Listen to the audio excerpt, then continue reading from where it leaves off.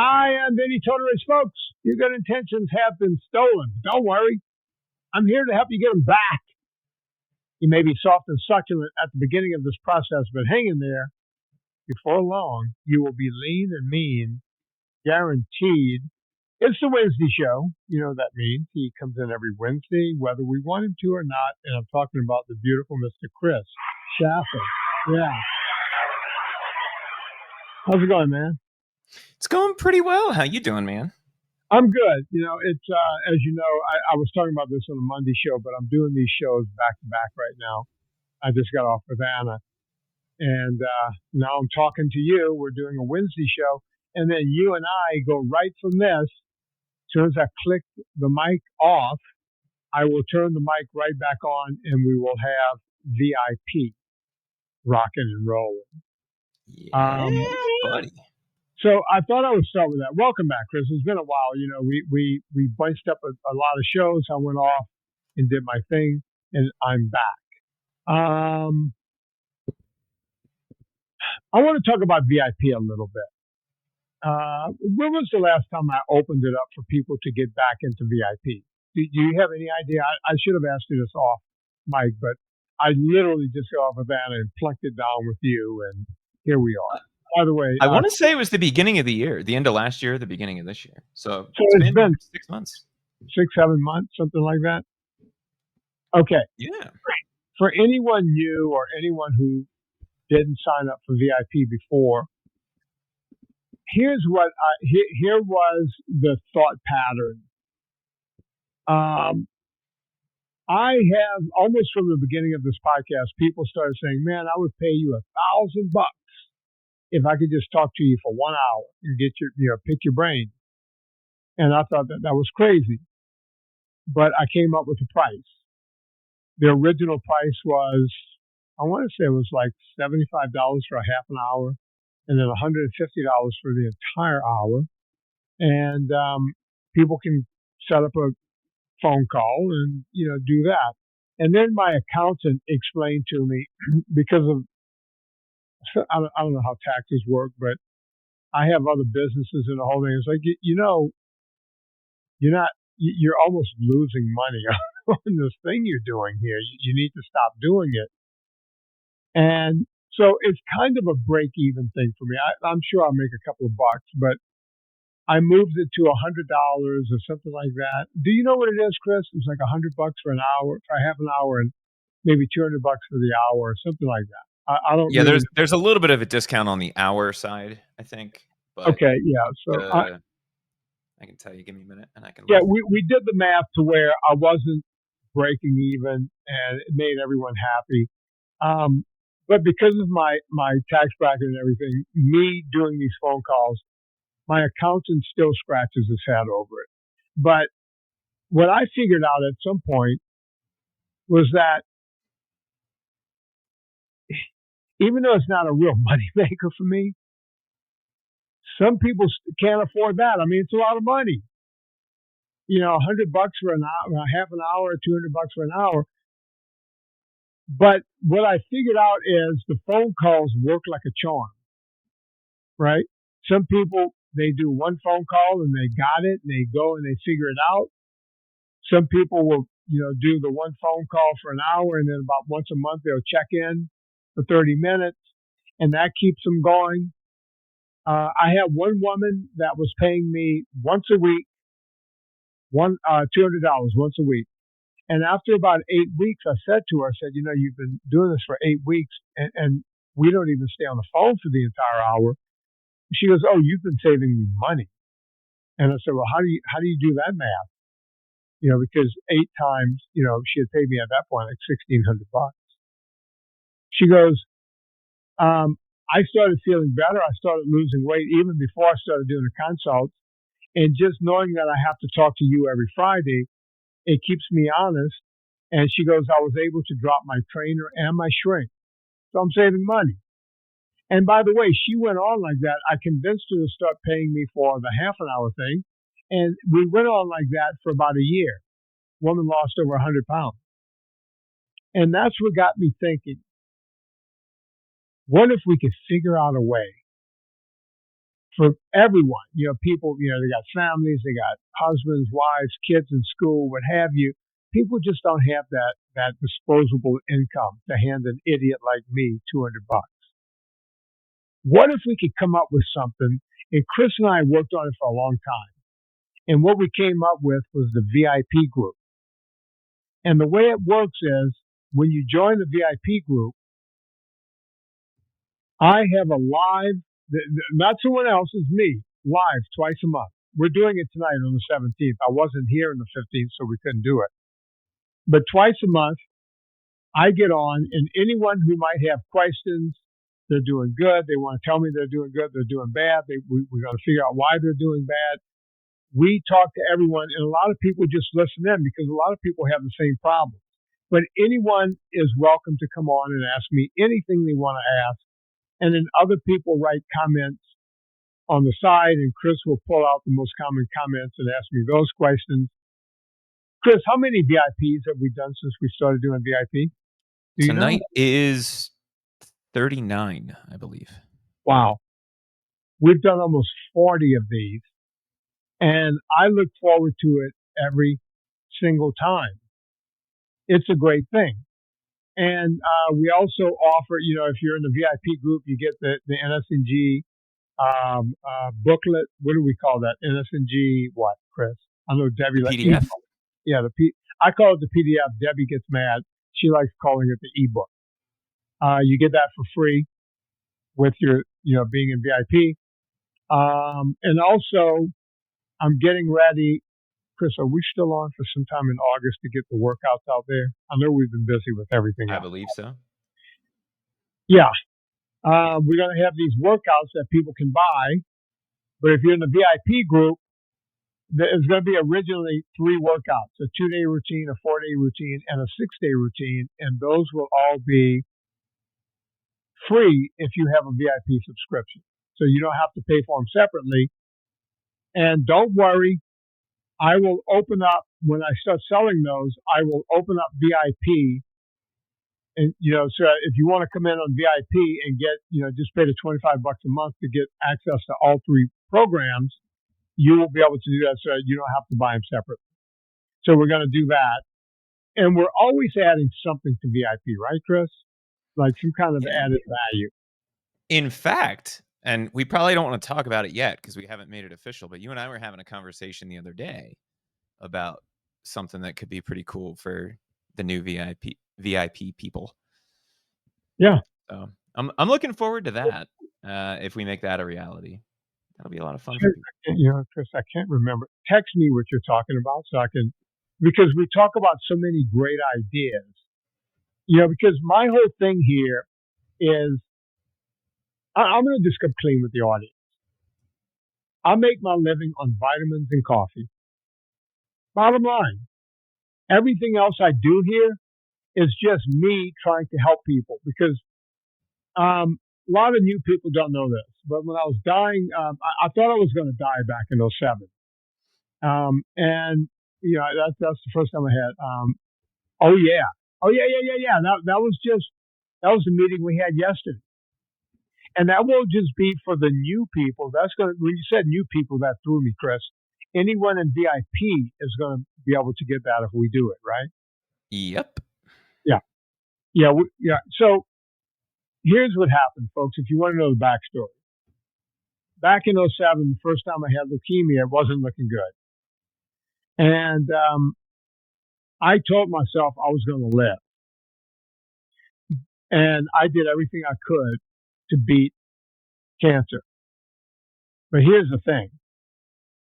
I started thinking about what might happen. I could die. And at the time, I wasn't in love. So I wasn't really leaving anyone behind. My parents and my brothers were basically going to be like the only people that would even miss me. And you start wondering about what happens when you die. What I was wondering about was my legacy. Now, I grew up in a small town, and the only thing that anyone knows about me in the small town is a few things. They know that I went off and played college football, And then somehow I ended up on the Oprah Winfrey show.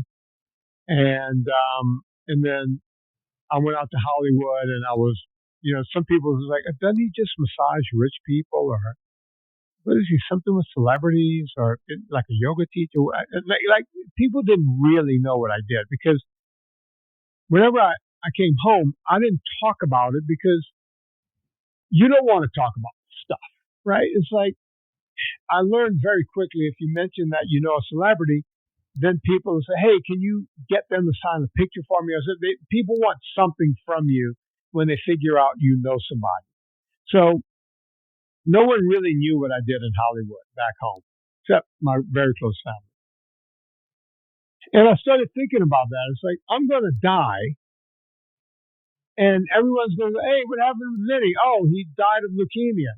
Yeah, what was he doing? I don't know, massaging hot chicks in California. I don't know. He's doing something like that. Don't really know.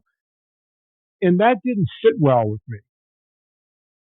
So while I was sitting there with the constant drip, drip, drip of chemo going into my port, I was like, you know what?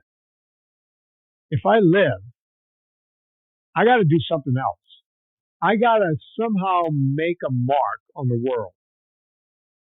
And because of a lot of things that happened, and by the way, I couldn't see it clearly. And that's the important part of the story.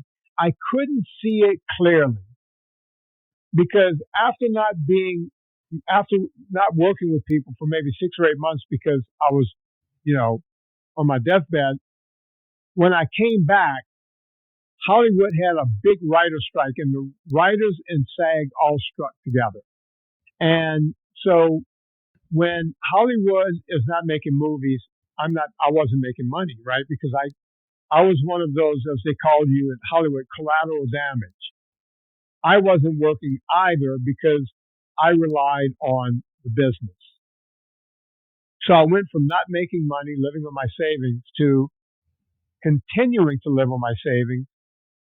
And I started bringing in other clients, what we call in Hollywood lay people, the people who are not in the industry. I started going after people who did not have anything to do with Hollywood as clients. Well, as fate would have it, towards the end of 2008, going into 2009, we had the big crash. So I went from bad luck to bad luck to bad luck. And all I could do was laugh about it as I was going through my entire savings. And I had one client, told the story before. His name is on the front of my book, Dean Laurie, who is a big Hollywood, producer and writer, and most famously shows like Arrested Development, this sort of thing. And he kept telling me I needed to write another book. Another book meaning I had written a children's book. He thought I could tell a good story. And I told him that Hollywood wanted me to write a book before, but they wanted me to do a tell-all, because there was a famous book before mine called You'll Never Eat in This Town Again, where an agent went and told all the stories about their clients and the whole thing. And then there was something that came out about the New Yorkers called The Nanny Diaries. That was a famous book, and then it became a movie. And Hollywood knew that I knew where the bodies were buried. And every agent in town wanted me to write the book, and I refused to do it. Dean gave me an idea of writing a different book, a book that can actually help people. And to be honest with you, I never thought the book would sell one copy. Right? It's like, oh, this is going to be boring for people, but I'm going to write it anyway. And that's what I did. And the book changed my life in several ways. For the first time in a couple of years, I was actually making good money. Our clientele started coming back again because, of course, the writer's strike was over with. I was making good money there again. But more so than the book making money, the book started doing other things. It started helping people. And at the same time, I had this podcast going. And I'm going to be honest, the podcast was a self-serving thing. All I wanted this podcast to do was to continue to sell my book, because back then, no one was making money on a podcast. There wasn't that many podcasts. Most people never heard the term podcast back in 2011. I started the podcast before the book came out in order to sell a book. But somehow along the way, I started realizing that the book, because people would write to me, hey, I went through cancer. I read your book. Your book made me realize there was life after cancer. There was a reason to live. Hey, I read your book. I lost 100 pounds. That was the most shocking when people would go, I read your book and I lost weight. Because the book didn't really have a prescription at all. Chris, you read my book, right? I have. No prescription in there, right? Of how to do it. And that's why I wrote the PDF. That's exactly why I wrote the PDF. Because one day, after the book was like this multi-bestseller and it was up for Audible Book of the Year and all these accolades coming out about the book, right? I woke up in a cold sweat and I went, people are saying this book helped them, but I didn't even tell people what to actually do in the book, right? I just said, don't eat sugars and grains and exercise. And, but people got a lot of inspiration out of that. And I said, you know what? Let me write this PDF. And I sat down one afternoon, pen and quill, because I do write. Look at it, Chris. I mean, can you see me, Chris? Because I can't see you. I can see you, yeah. I write with fountain pens. Like, oh, you're fancy. A red fountain pen. Here's a silver one. All of my pens, you can see, all fountain pens. I wrote an entire book with fountain pen, and I kept sending the notes to my buddy Dean Laurie, and he said, I have a way that we're going to put this book together that people are going to love it and read it, and it became inspirational for a lot of people. So that's why this podcast still exists today. I don't need the podcast. I don't. I do it because it's my commitment. I got to live. I got to be here. And since I'm here, I might as well do something to help other people. And I basically do this podcast free of charge. I don't make a dime from it. Chris will tell you, Chris, you know a bit about my finances. I lose money on this podcast every month. Yes or no? If not a loss, it's pretty darn close. I mean, by the time I pay Debbie, Leona, Anna, you, hosting, hosting, you name it. At the end of the day, the money that comes in, because I refuse to have big ads and all that. I have Villa Capelli, they've been around forever. All of it goes out. All of it, right? When people come to me and go, what kind of money you make on your podcast? You don't do that many ads. It's like, I think I'll lose some money. It's not the business I'm in. It's what I do to give back. And I will keep doing it. And if the medium changes at some point, we got to go do something else. That's what we'll do. I don't know how I got on this tirade, but that's where we are. Chris, how did I get on this tirade? I don't know. We started talking a little bit about VIP, and then we started talking about some of your backstory and the root of the podcast. Yeah. Well, that's why I do VIP, because it's just another way for me to connect to people. And the reason we can't make it free is because, I got, I got Chris working in the background, people work in the background of all of this stuff. And it all kind of becomes a wash, right? And as long as people buy my vitamins and my coffee, I'm happy. Now, you'll go, wait, Ben, you have vitamins, coffee, and you have UltraFat, right? You have foods. Chris, I told people on Monday what we're doing with that, but I want to repeat it here. Go for it. NSNG Foods was never run correctly from the beginning. And when I took over my company and I saw the debacle on the back end, I did everything I could to fix it. Now, we're not closing the company. We're just not going to sell product for a while because we're trying to figure out a way to restructure. Because once we got the vitamins back on track, if you notice, your vitamins show up as if Amazon's delivering them. By the way, you can buy them on Amazon, but if we send them to you, you order them, they show up. Right, Chris? Chris, how many tickets do we get a week on? A ticket means something screwed up on the vitamins. 2 or 3 a day, but a lot of that is, can I change my order? Can I add a credit card? Can you help me with it? It's probably 1 or 2 a day of, hey, either my order didn't ship because there was a payment issue, or uh, it shipped yesterday or 3 days ago. I got part of it. Is the rest of it coming? And the answer is yes. Right. So like if our California warehouse ran out of B12, it got shipped to them in a separate shipment. And about 3/4 of the time, by the time they've called us, that second shipment for them has already showed up. So So is little tiny problems in something where we ship out tens of thousands of products per day. We get less than 2 tickets a day on that kind of thing. Would you say? yeah, 2 to 3. That's pretty amazing, right? Businesses, that's way in the plus. Coffee. How many tickets we get a day on coffee, Chris? Maybe 1 a week.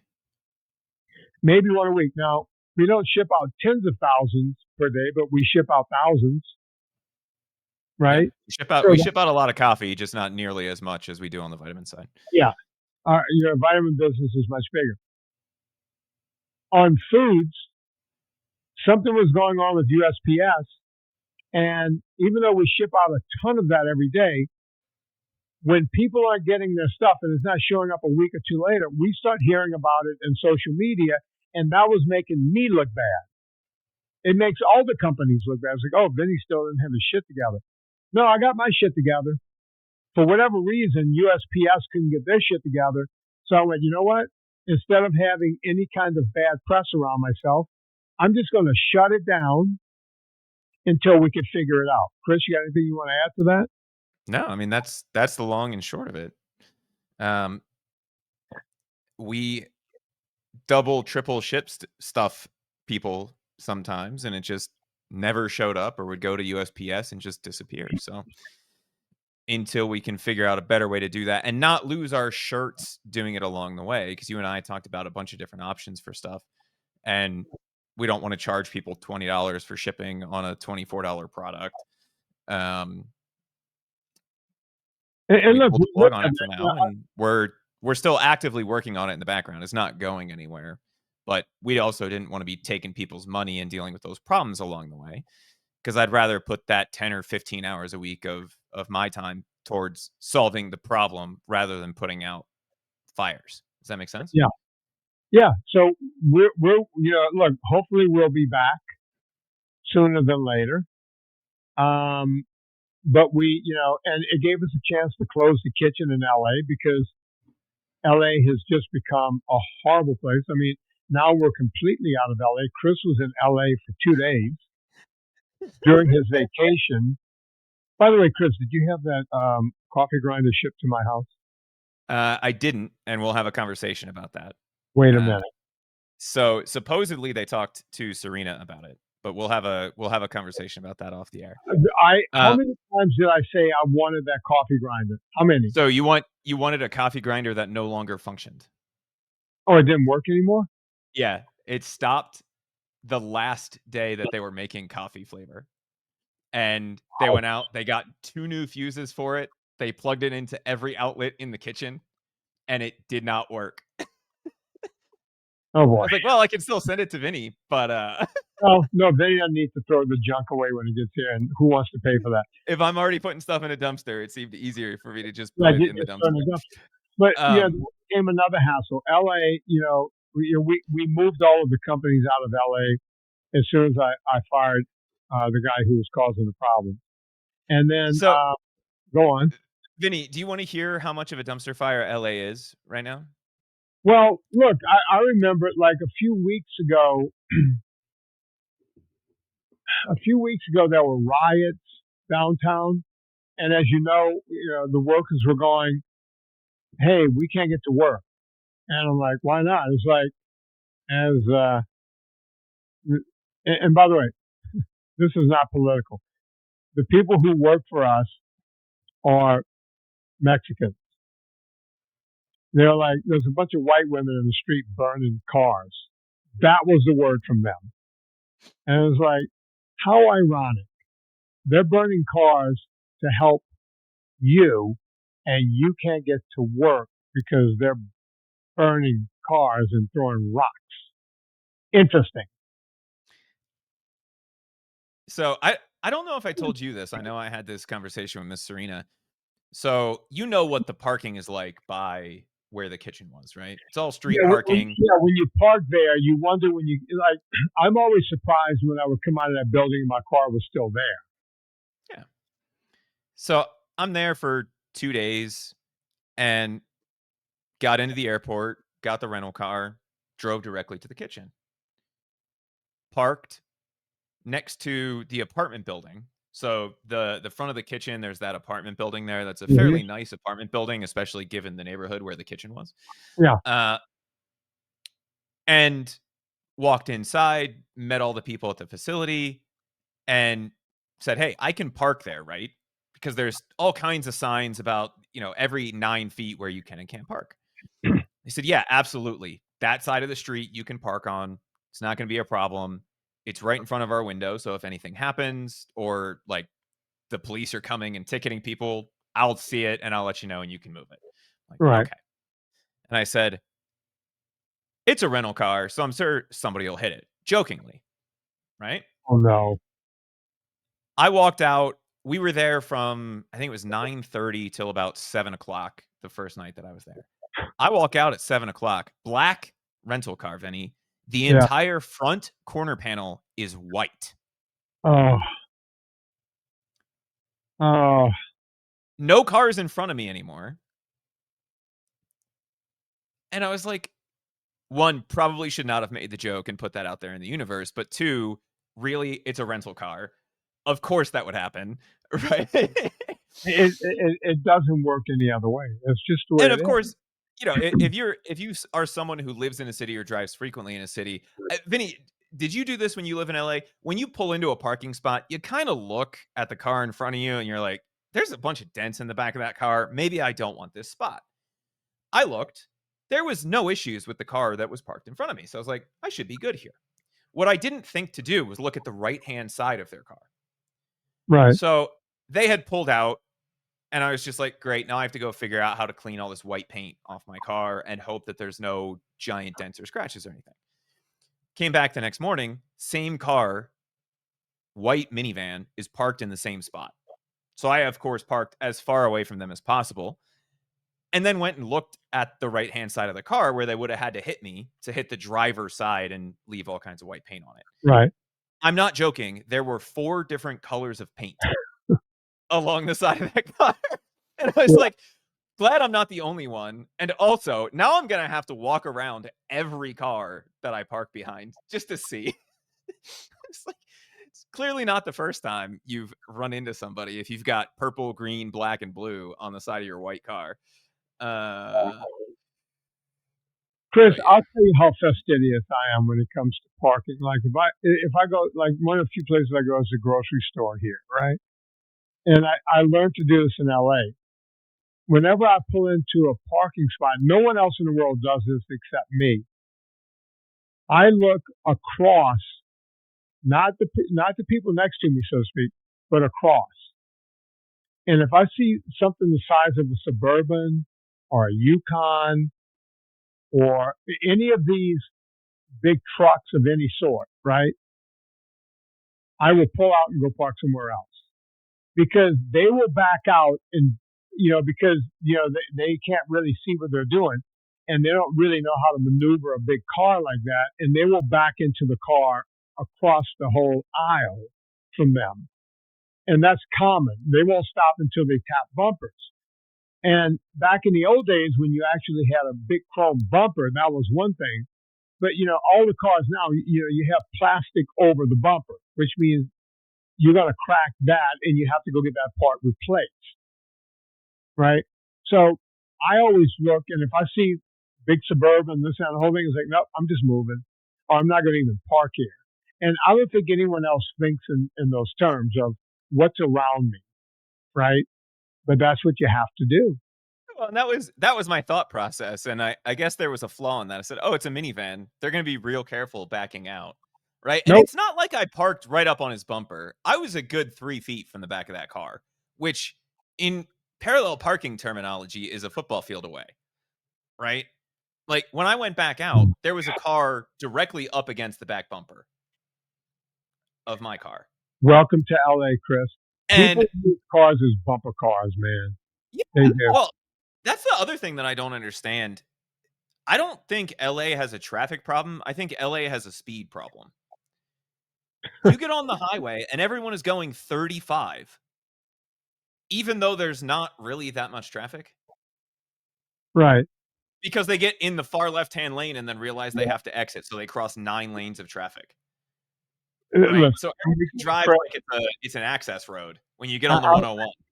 I don't want to spend the rest of this podcast talking about LA and LA traffic, but I just wanted people to know we're shutting down production. We're not shutting the company. We're not shutting down NSNG Foods. We're going to cease to make product until we can figure out a better way to get it to people, because I don't need the smell of the mess. I'm sorry. I work too hard to ruin my reputation. Chris, what else do you have there?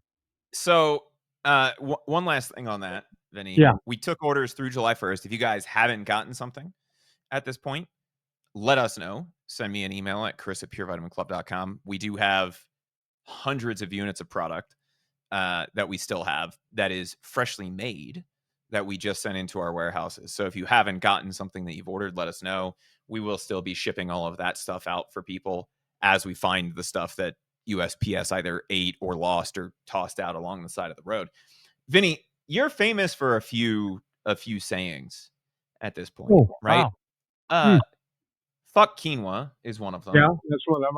I'm in the Urban Dictionary on that one. You have another one about exercise and weight loss. What's that one again? Exercise is a poor way to lose. Exercise is a poor way to lose weight. So, study dropped today, actually. Yeah. That proves you right. Who knew? Go figure. A guy that's done one thing his entire life. One thing. All I've ever done since I was 9 or maybe 8 years old is exercise and teach people. By the time I got a degree in exercise physiology and nutrition, taught people how to lose weight and figured out why people weren't losing weight. Wait, you're telling me I'm right about that? Yeah, and it also proves the colloquial gym bro phrase, abs are made in the kitchen, not in the gym. Absolutely. Correct. Yeah. So, giant study, 4,200 people across 34 countries. They took different cultural groups, people from different locations. So it's not just people in a city, but they tested some hunter-gatherers, farmers, city dwellers. They used a technique. Vinnie, have you ever heard of doubly labeled water? Doubly meaning double and then the word E, the letter E. Doubly, like water labeled twice. No, I've never heard of this. So there's a bunch of different ways to measure metabolism. You can do things like breath tests. You can just use standard metabolic rate calculations. DLW is kind of the gold standard for figuring out what your actual metabolic rates are and what's going on. So they put hydrogen and oxygen in water, and then they measure the output of that through breath and urine to figure out how fast you're processing things. Right. And that gives them a much clearer picture of your daily energy expenditure than any other process. Super involved. You have to do it in a clinical setting, obviously. But they did that for all 4,200 of these people. And what they were looking at was BMR, so your basal metabolic rate, physical activity energy expenditure, so how many calories are burned doing movement, and then your total daily energy expenditure. I just want to clear up one thing for everyone out there. BMR, basal metabolic rate, is the amount of energy you would burn if all you did was woke up and sat there. It's to keep your body, your brain running, your heart, all of your organs running. That's the metabolic rate of that.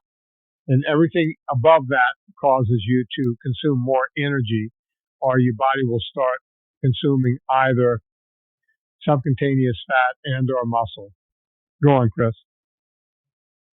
Then they adjusted for body size. because larger people burn more calories than smaller people. So that gave them a better look to be able to do fair comparisons across all of the different variations of body size and all of those kinds of things, right? So instead of just taking the average, that would actually get skewed up. They accounted for differences in height and weight to get a more like a mean than an average, right? Mm-hmm. Turns out total daily energy expenditure is nearly identical for ultra active groups and completely sedentary groups. It's almost identical, whether you're walking around a farm field all day, whether you're hunting and gathering for a living, or whether you're just sitting at home watching cartoons. It's almost exactly the same. That doesn't really make sense. Explain how they figured that out. So they did it by looking at those three things, right? At all of the different measurements. And so essentially what they're saying is diet is the real trigger for obesity, because even if you're in one of those more sedentary groups, it's about what's going in, not what you're doing during the day.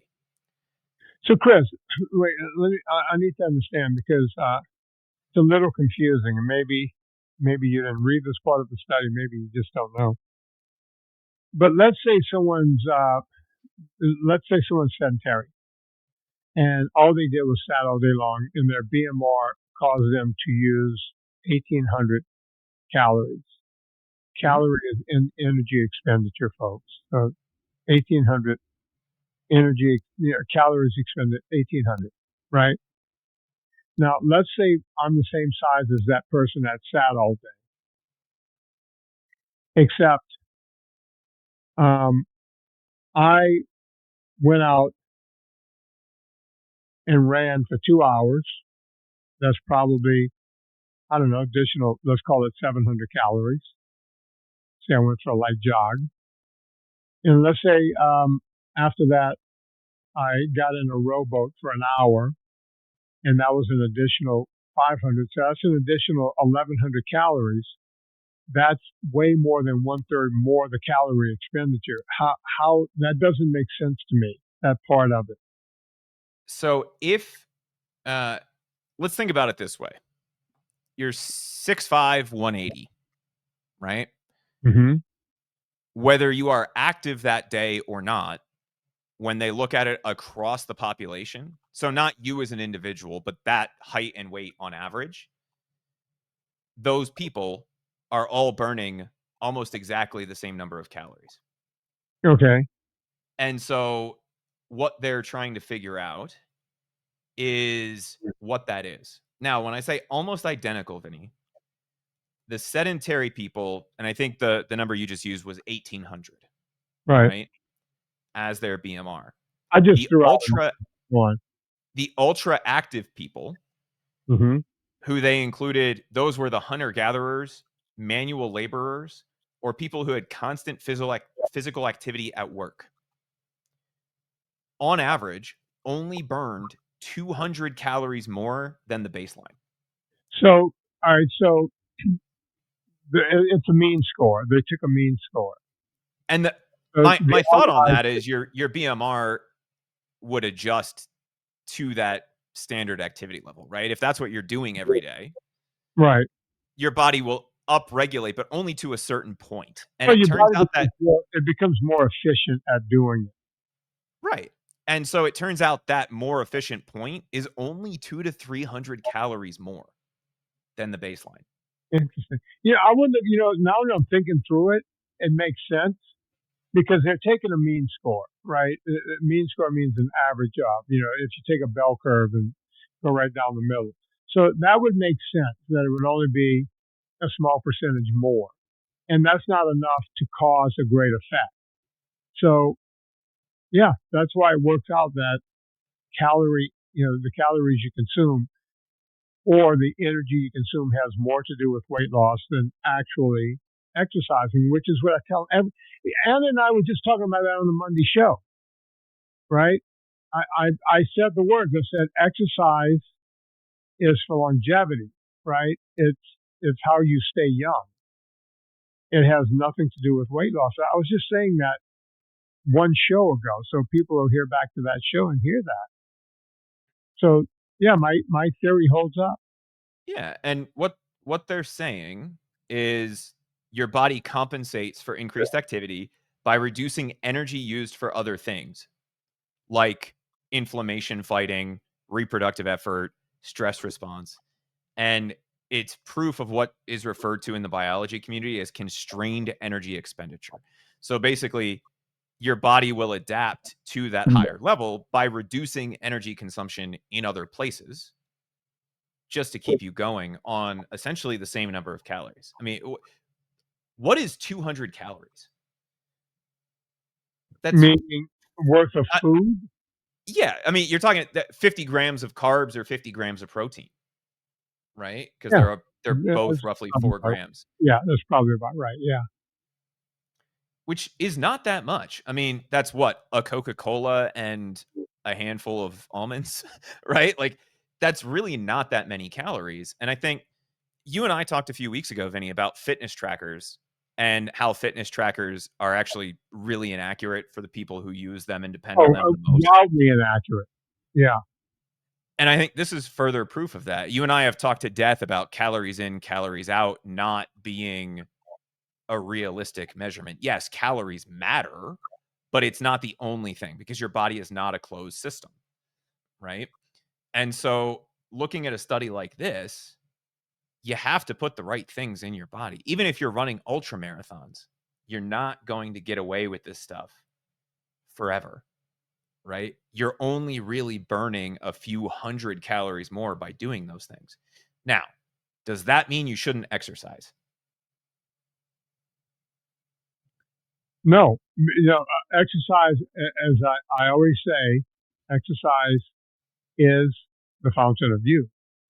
And by the way, you asked me that question, but I was thinking of something else. One of the things when I do the consults is when people go through their day, they'll say, well, I'll have like some peanut butter every day or some almond butter every day, right? And I'll say how much, and they'll go, oh, just a couple of spoonsful, right? I'll just scoop it out of the thing. I don't put it on bread or anything. And what people don't realize is, if you're eating some nuts, right? That's one thing. When you turn nuts into baby food, meaning nut butter, right? Just having the peanut butter, I think a tablespoon of peanut butter, I could be wrong about this. It's close to 100 calories, right? And a lot of those calories are carbohydrate. So, hey, let me see if I can look it up. 1 teaspoon. 94 calories. Yeah, I said 100, so I was right there. Let me look up. Now, are Yeah. you talking real peanut butter or are you talking? No, I'm not talking Jif. I'm talking real peanut butter. And, there's 8 grams of fat, which is good.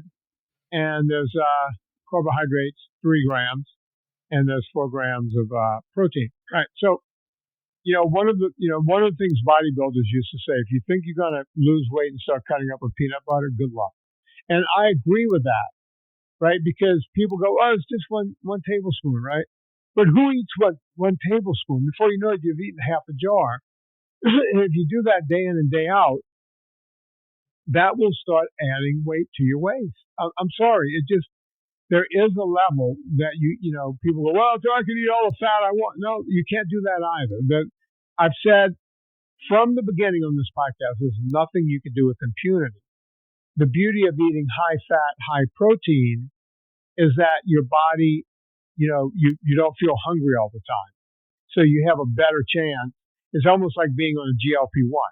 You have a better chance of losing weight because once you eat fat, you become sated, and your body you don't raise your insulin, and when you don't raise your insulin, you don't you don't raise your sugar. When you don't raise your sugar, you don't have to release insulin, and you can lose weight, right? And that's all it is to it. It's really that simple. It's a fairly straightforward thing. Vinny, the other portion of this study that I found interesting, the way they gathered this data, I'm not as big of a fan of as the way that they did the rest of the study. But they took a subset of these people, of these 4,200 people, and after they got the energy expenditure stuff, they got the exercise, all of those kinds of things, they did add on the dietary survey and food diary component for a subset of these people. Mm-hmm. And then they looked at some of the correlations between body size, meaning obesity, skinny, right? Whatever the different sizes were that they used in the study. Mm-hmm. And it turns out that calorie intake from processed food specifically caused a huge increase in the amount of obesity. But diet overall, so looking at people who ate fewer calories or more calories, especially if those more calories were coming from higher processed foods, had a 10x larger correlation Wow, that's with crazy. body weight than energy expenditure. Well, So what goes into the body impacted their weight 10 times more than how active they were. once again, I hate to toot my own horn, but who's been saying do not eat any processed food forever? Right? There you have it, folks. Now we have a study, and it's not an epidemiological study. They actually studied these people and did it the right way. Chris, we're going to make that the final word because you and I have VIP to go to right now, and so we're going to do that. And we'll talk about this more in the coming weeks. But when we release, we're going to figure out a way that when we release the workout videos, of course, they're going to cost an amount of money, 40 or 50 bucks per video. And if you bought all three, it'd be like 150 bucks. But you don't have to buy all three. You can just buy the one you want. Or it might be 40 bucks. We haven't come up with the price yet, but it's not going to be the 150 bucks that every expert told us we can charge per workout. Right? It's like, oh, you can, that program charge 150, 200 bucks. No, I'm not going to do that. I'm going to make it affordable, but it's going to be free for VIP. So at some point, we're going to open up the VIP so that people can get the free videos on VIP. Chris, anything you want to add before I shut it down here? I would say if you want to jump into VIP, even though it's not open right now, VinnieTortorich.com/VIP. That'll get you on the wait list. I know there's almost 1,000 people, if not a little bit more than that, on that wait list right now. Yeah. So if you think it might be something that you're interested in, even before we open it up, jump on that list, and that way you're the first to know. Yeah. So there you have it. Rate and review this podcast. I know everyone says that, but please rate and review the podcast. That's how we keep it going around here. On behalf of Chris Shaffer, my name is Vinnie Tortorich. Put life into living and do it with enthusiasm.